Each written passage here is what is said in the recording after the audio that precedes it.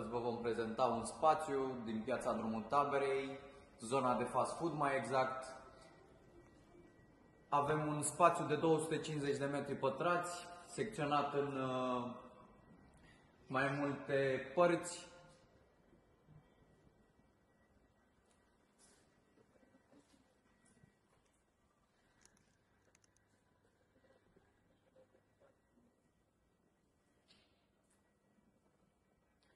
Spațiul este racordat la gaz, apă, curent, după cum puteți vedea.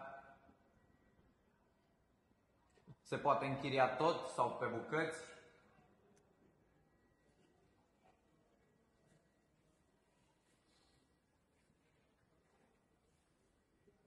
Această zonă din piață este special pentru fast food.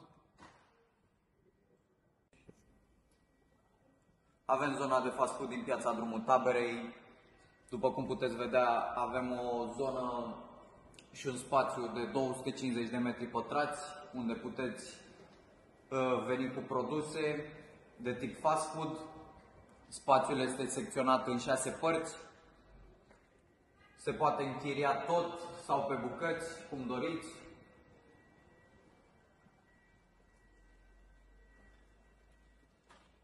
După cum puteți vedea, spațiul este racordat la apă, gaze, iluminat.